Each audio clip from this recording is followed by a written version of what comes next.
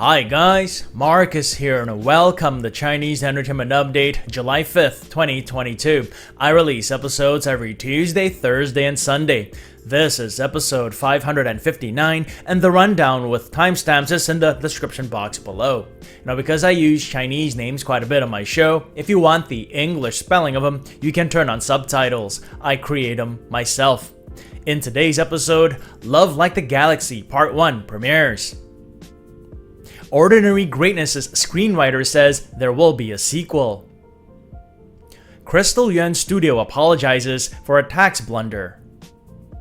And my final thoughts on A Dream of Splendor, no spoilers.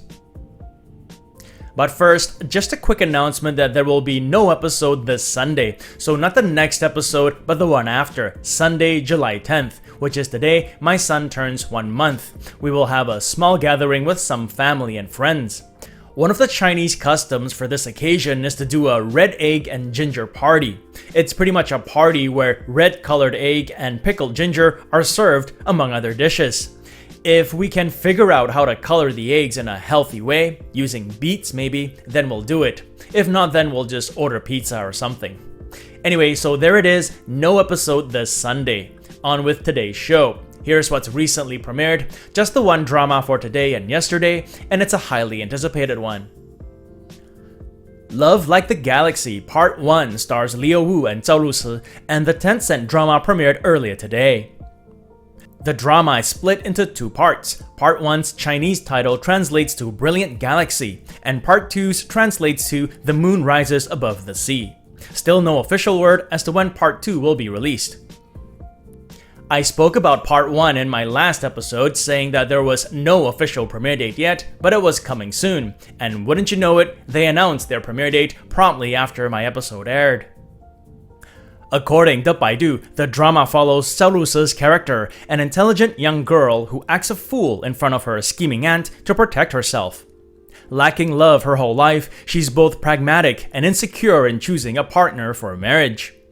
She meets the Emperor's adopted son, played by Liu Wu, and doesn't just strike up a romance, but gets involved with his political assertions as well. Liu Wu didn't have any dramas air this year before this. Love Like the Galaxy Part 1 will be his first. His most recent drama to air was 2021's Our Times. His most recent costume drama to air was 2021's The Long Ballad. Zhao Lusi, on the other hand, starred in a super popular costume drama already this year. She headlined Who Rules the World with Yang Yang. Slated for 28 episodes, Love Like the Galaxy Part 1 is available on WeTV with English subs. I skimmed through the first episode earlier today. Looks and sounds pretty good. They used original dialogue as opposed to overdubbing. And that's it for recently premiered dramas. Moving on, To Be a Brave One officially announced its premiere date. To Be a Brave One stars Deng Jiajia and Darren Chen. The romance modern drama announced yesterday that it will premiere on July 8th. Deng Jiajia plays a capable woman who wakes up after a 2-year coma to find that she's lost her lover. To numb the sadness, she drowns herself in work, but finds bliss again with an agreeable young man played by Darren Chen. To Be a Brave One is slated for 40 episodes and will premiere on Youku. More updates on it after it premieres. Next up for drama updates, Ordinary Greatness is getting a sequel. That's according to the screenwriter of Season 1, who has been quoted by Sina Entertainment as saying Season 2 is in its material conception stage. Zhao Dongling, the screenwriter of the hit drama Ordinary Greatness, revealed in a recent interview that Season 2 is in the material conception stage and that most of the actors will return. She added that the sequel would continue to showcase day-to-day life at the Balihe police station. Ordinary Greatness Season 1 follows new recruits played by Zhang Ruoyun, Bai Lu, Xu Kaicheng, and Cao Lu, and the ups and downs they face as they enter the public security police force. And that's it for our drama updates. Moving on, celebrity updates, and we begin with Crystal Yuan, who's recently found herself in a wee bit of hot water. This is Sohu Entertainment's coverage published yesterday entitled Yuan Bingyan's company was fined 970,000 for tax evasion. Her studio has issued a statement of apology. Sina Entertainment also covered the story. So did Hua. Yuan Bingyan, also known as Crystal Yuan, is known for many of her popular dramas like Love and Redemption and more recently My Sassy Princess. All three aforementioned media outlets recently reported that Chongqing Liyan Culture Media, a company affiliated with Crystal Yuan, was fined 978,000 RMB for tax evasion. The violation period was between 2019 and 2021. Reportedly, the company used corporate funds to pay for shareholders' expenditures unrelated to the operation of the company, an amount totaling 8.1 million RMB, approximately 1.2 million USD. According to Sina Entertainment, that amount should have been accounted for as a dividend, not an expense, which means the company should have withheld and remitted around 1.6 million RMB worth of taxes at a 20% rate. They did not, so they were fined 60% of the amount, or 978,000 RMB, approximately 146,000 USD. While the company was fined in June, Crystal resigned as the company's legal representative and executive director in July. According to Hua, this caused netizens to speculate that she quit in order to evade responsibility and cut ties with the company. One netizen speculated, knowing that it was going to be exposed, so she ran away in advance. Another commented, quitting after an investigation is a brilliant move. Crystal Yuan Studio issued a statement yesterday to apologize, saying that they have deeply reflected on the matter and actively cooperated with the rectification. The company has paid the money in a timely manner and hereby apologizes to the public for taking up resources. Netizens reacted to the apology, many of whom were not swayed. One mercilessly asked for her to be cancelled, saying, "What happens now? If you don't cancel her, let Deng Lun and Fan Bingbing come back. Is the law just for decoration? Please treat them equally." So what is next for Crystal Yuan? Is there gonna be a big reaction like what happened with Deng Lun and Fan Bingbing, who were both cancelled because of their tax blunders? Only time will tell.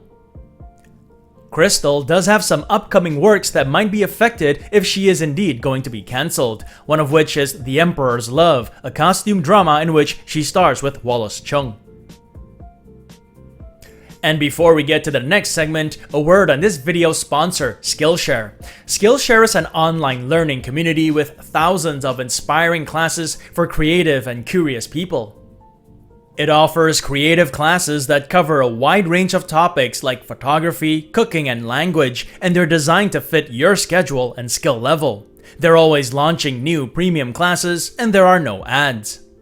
I initially joined Skillshare to take classes on editing and Photoshop, and found myself also taking classes on language. I checked out Katrina Lee's Super Easy Mandarin for Beginners and found it to be like the title suggests, super easy. Those of you who've been wanting to learn Mandarin for a while, you can take the plunge with Skillshare. The first 1,000 people to use the link in my description will get a 1-month free trial of Skillshare, so you can start exploring your creativity today. On that note, it's Tuesday today, so time for another segment of Where's Marcus At? So the title of the segment doesn't refer to where I'm at physically, it refers to where I'm at in the dramas I'm following. I'm currently following just the one drama. Probably gonna be that way for a while now that I have a little boy to take care of. But before I get to that, I recently finished watching A Dream of Splendor, and without giving away any spoilers, here are my final thoughts on it. A Dream of Splendor stars Crystal Liu and Chen Xiao, and is a costume drama I watched on WeTV and Tencent. It follows Crystal Liu's character, a tea house owner who is abandoned by her fiancé, and her journey to seek justice. It also touches on her relationship with her sisters-in-arms, played by Ada Liu and Jelly Lin, and her romance with an intelligence agency commander, played by Chen Xiao. The show was a huge hit with many, whether it was the sisterhood between the female characters, or the chemistry between the male and female leads, or the cinematography. It seems there was something in it for everyone. For me, it was a bit of everything, and I'll start with the two leads. They were terrific together. Crystal Liu particularly had a terrific stillness about her. Her gaze and some of the moments she shared with Chen Xiao was mesmerizing. Chen Xiao himself was very charming, and with Crystal Liu, the two showcased some great chemistry. As captivating as the romance was, the other major plotline was about how the female characters banded together and protected each other. The drama is set in a time where misogyny was an everyday occurrence. And especially with the lower societal status the female leads had, it was hard for them to get anywhere in life. And yet they did, in spectacular fashion. The girls had each other's backs and wouldn't let each other fall. It was a sisterhood that was admirable and entertaining to watch. And the last thing I'll mention that I liked is the production design. They filmed much of the drama on location, and that's always good. The shot composition, the backdrop, the reflection in the water, some of these shots were beautiful to look at. Things I didn't like about the drama, and I'll just mention a couple. Some of the comedy they attempted at didn't really do it for me. And the other thing is, you guys know I'm not a fan of overdubbing, especially when the lips don't even come close to matching the voice. Well, in this drama, they did not overdub the dialogue, which is great, but they did overdub the music when a musical instrument was played. For example, when Jelly Lin's character played her pipa, and her string plucking did not match the music either. I found it quite disengaging and felt it was funnier than some of the comedy they tried to pull. Overall though, if a good combination of romance and sisterhood sounds like something you could get into, perhaps give A Dream of Splendor a shot. As of today, it has an impressive average 8.3 rating from almost 600,000 ratings on Douban. If I had to rate it, would give it a 7.6. With that out of the way, here's what I'm following now. I'm on episode 5 of The Story of Xingfu starring Zhao Liying and Liu Wei. I'm watching it on YouTube where it's available with English subs. Quite enjoying the drama at the moment. Xingfu is feisty and I love her stubbornness and determination, but more on the drama in another episode. And that's been another segment of Where's Marcus At. It also brings us to the end of this episode.